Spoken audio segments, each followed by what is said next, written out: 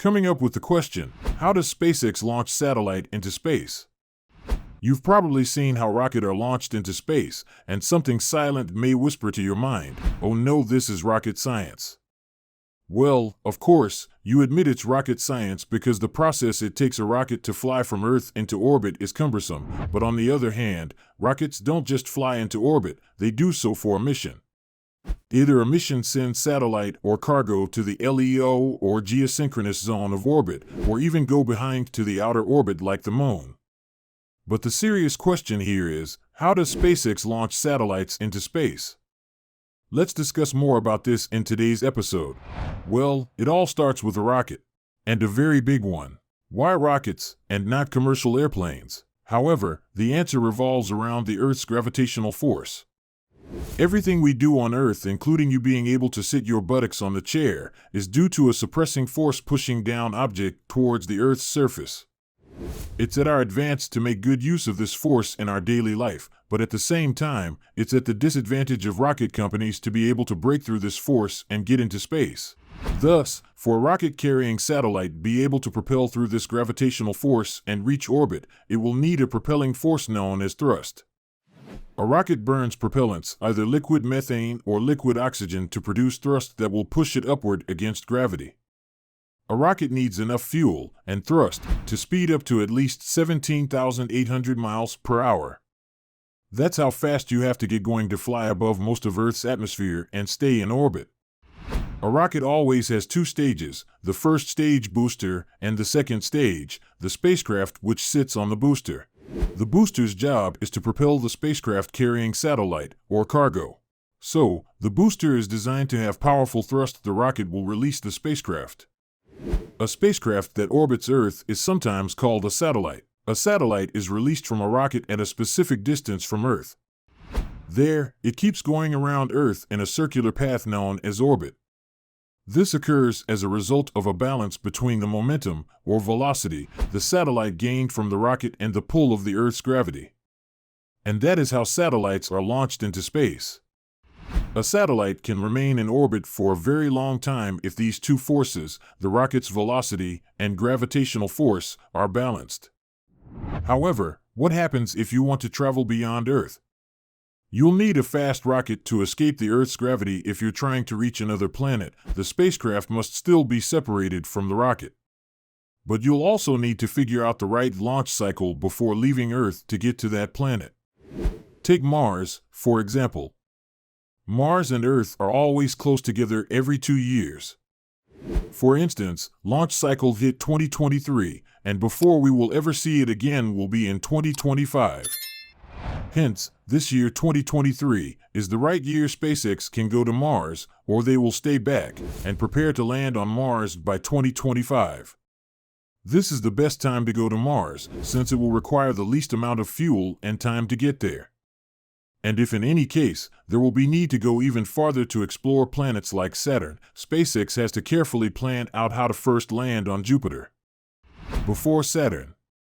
But don't worry, all the planning is worth it when you are an astronaut and you end up seeing all the beautiful stars and lightnings in space. After multiple delays for weather and technical issues, SpaceX finally launched a Falcon Heavy rocket Sunday carrying a competitor's internet satellite, the first of 3 next-generation data relay stations capable of terabyte-per-second performance. After suffering rocket explosion with the first-ever launched Starship on 20/th/Sup April 2023, but on the 30/th/Sup, just about 7 days after the Starship launch, SpaceX sent 3 satellites into space. The Starship explosion didn't seem to sap their strength.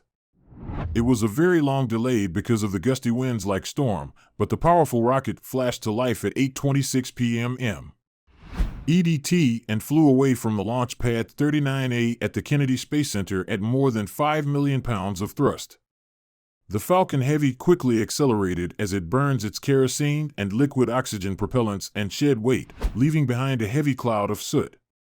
The Falcon Heavy was propelled by 27 Merlin engines and 3 strapped-together Falcon 9 first-stage boosters. SpaceX normally recovers first-stage boosters for refurbishment and reuse, but all of the available propellant was needed to boost the 13,000-pound Viasat-3 satellite into its planned orbit. As a result, after lifting the rocket out of the lower atmosphere, all three of the core stages were tossed and fell into the ocean more than 50 miles below. 8 minutes after launch, the Falcon Heavy's upper stage's single engine shut down, placing the craft in an initial parking orbit. To place the satellite in the desired geosynchronous orbit 22,300 miles above the equator, 2 further firings were scheduled over the duration of 3 hours and 44 minutes. Then, on Friday, Spacex launched 2 medium-orbit broadband satellites for SES, a Luxembourg-based company, from the Cape Canaveral Space Force Station. All 3 launches serve as an indication of the ongoing race to set up internet relay stations in space so that users can access the internet from anywhere in the world, including remote, underserved, or distanced villages, as well as from aircraft and ships at sea. To maintain service, a fast-moving broadband network requires thousands of Starlink satellites, which are always over the horizon of a customer. After receiving user input, the satellites transmit it to nearby Starlinks, which then relay it to gateway ground stations linked to fast data lines. The massive solar panels on the powerful satellites can stretch 144 feet from tip to tip when fully extended and provide 25 kilowatts of power. The satellites have the largest dish antenna ever flown on a commercial satellite and are capable of handling up to 1 terabyte of data per second. The massive mesh reflector will unfold once on station atop an 80 to 90-foot-long telescoping boom built using the same engineering as the James Webb Space Telescope. If everything goes according to plan, the first Viasat 3 will begin offering internet connection to users in the Western Hemisphere this summer. Over the next 2 years, the launch of 2 additional satellites covering Europe, Africa, Asia, and the Pacific is expected. A third of the Earth may be seen by 1 satellite thanks to geosynchronous orbit, which is another benefit.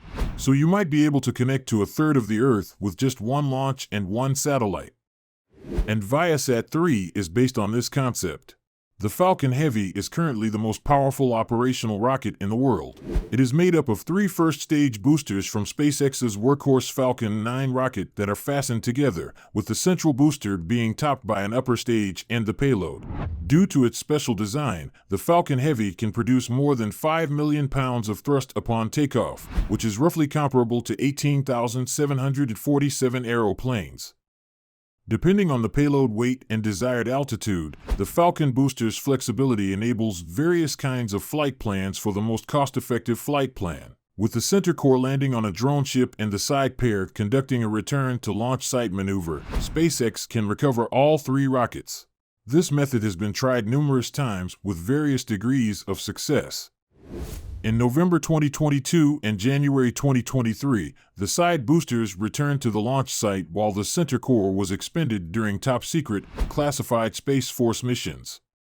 Falcon Heavy has demonstrated a number of flight plans, some of which are partially expendable. More instances like this will include having 2 side boosters land at sea or landing all 3 boosters on drone ships. Since its introduction in February 2018 and the iconic test flight that put SpaceX founder and CEO Elon Musk's red Tesla Roadster into orbit, Falcon Heavy's flexibility has been one of its greatest assets. However, till date the Tesla Roadster is orbiting the Earth like a satellite as we speak. The next Falcon Heavy launch is expected to happen by June 2023, and next will be launches in July and October. All will happen in this year, 2023, and other 5 more flights are scheduled for 2024. The Psyche mission will research a main belt asteroid in October 2023, the Europa Clipper will study Jupiter's fascinating moon in October 2024, and the delivery of the Lunar Gateway space station components will begin in December 2024. The delay of SpaceX's Falcon Heavy and Falcon 9 rocket launches in April may have disappointed those who had been looking forward to the occasion, but the successful launch granted another opportunity to observe the Falcon Heavy rocket's amazing capabilities. With the next launch scheduled for June, all eyes will be on SpaceX as it attempts to make history once more with its powerful Falcon Heavy rocket. At this point, we close the cotton. But one more question for you. What is your experience using the Starlink network?